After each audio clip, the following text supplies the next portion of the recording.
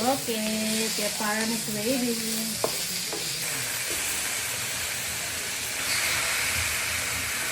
Matawid na sa panghalat yan. Hindi, patawan.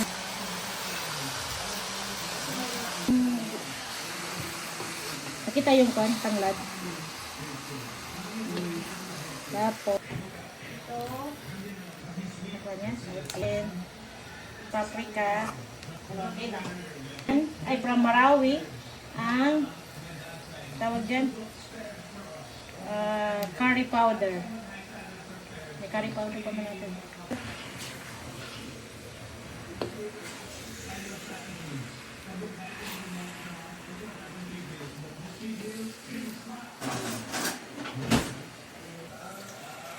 Ay, may nahulog. Masuk. Wala. Wala pa. Kasi on mo lang ang exhaust natin. Okay. So, lulutuin natin siya ng 3 kilo lang talaga. Next batch na yung isa.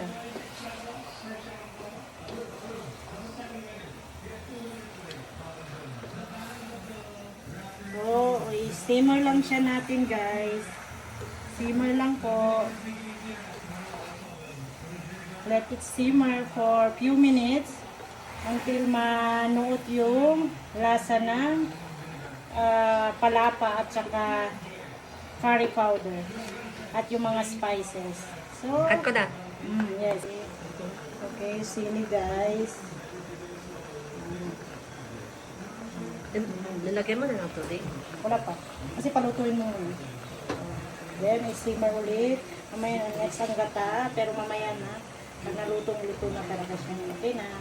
Dalawa-dalawa ata yun. Kasi may hinati ko yun adobo at saka bon. Yan. Ito mamaya na. Then, gata. Coconut milk. Lalagyan natin pa rin. Then, another one.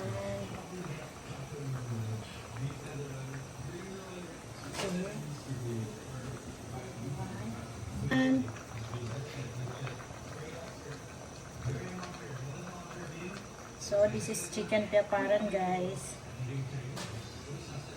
Another one. Lagyan natin konti lang, guys. Okay na yan. Konti lang talaga. Konti lang kasi palapa flavor.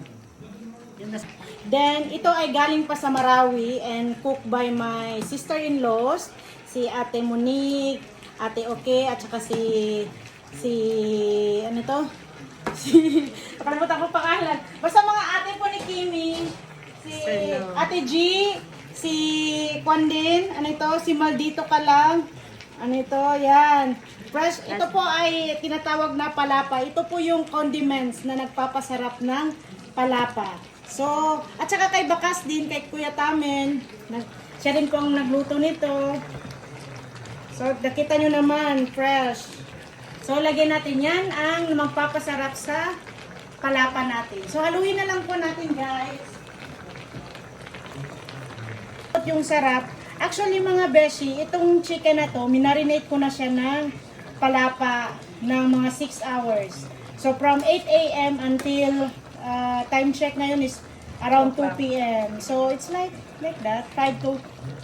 pwede naman kung wala na kayong time, huwag na nyo i-marinate. Pero ako, mas biniprefer ko yung marinate para yung palapa nanunuot talaga sa chicken. So, Ganito, habang ganito pa guys, i-lower lang natin para dahan-dahan siya mapakuluan. Lower the heat guys. So dahan-dahan to. Siguro mga 20 minutes or 15 minutes until makita mo na talaga na yung gata ay lumabas na. Kung may available naman kayong fresh gata, mas mabuti. Pero since nandito tayo sa abroad, hindi ganun ka-accessible ang coconut. Usually nasa delata lang siya. So ito na muna guys. So mamaya gagawa tayo nung papal. So niyog naman yun.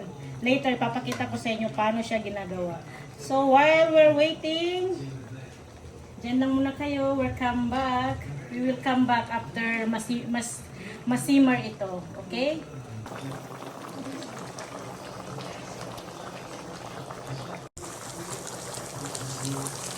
Diba sabi ko walang fresh dito na mahirap maghanap ng fresh na coconut flakes. So, bumili kami sa Green Ribbon. Baka naman Green Ribbon. Ready-made, ano ba ito tawag dito? Desiccated coconut. So, lagay natin. Iba-ibang paano sila maghanap. Pero ako kasi iba, niluto ko muna siya. So, lagyan natin itong yellow. Itong curry powder, fresh from Marawi. So, paubos na siya guys. Pero don't worry, meron tayo kaagad na refill. Marami kasi akong dinala from Marawi. So this is, ano ba yan?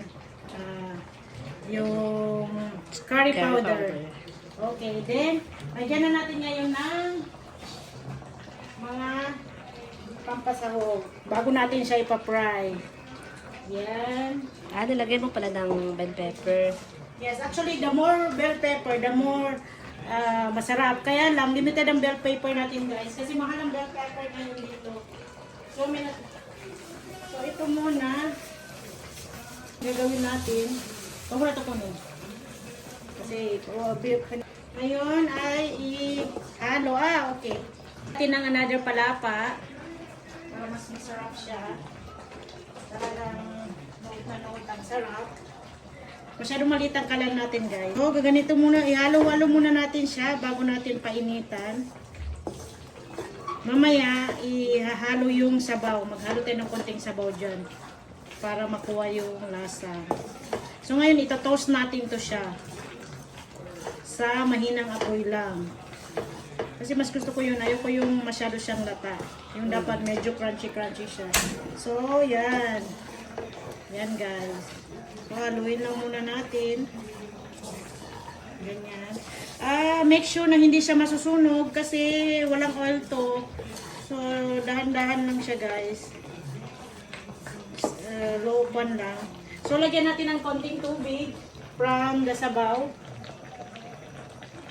Para mag-pan siya. Konti lang naman. Ayan. So, haluin lang natin. Halu-haluin lang siya guys. Then, to make it more, mamaya na natin lagyan ng last basil. Pag ipa-plating na natin siya. So, ngayon isa-isa na natin ilalagay ang mga chicken na naluto. Ito yung natin. Yan. Masyadong matagal siya guys. Magkita po. Pwede din naman konti. So, ihalo lang natin itong chicken sa papal na to. Pero ako guys, mas gusto ko yung walang papal. Gusto ko yung ganito na lang siya. Without sabaw. So yan. Mamaya. Pero pag ganun, pag hindi mo ihalo siya, parang chicken curry siya. Chicken curry siya na may twist lang.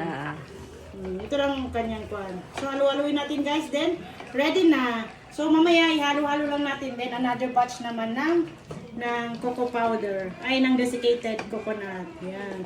Then, pinakalas. Dapat marami to dapat na, ano ba yung tawag dyan? Bell pepper. Pero since wala tayong bell pepper, yan. Yan. Okay na yan guys. Okay na. Nauna na po kami guys, bago sa handaan. Ito na. Let's eat.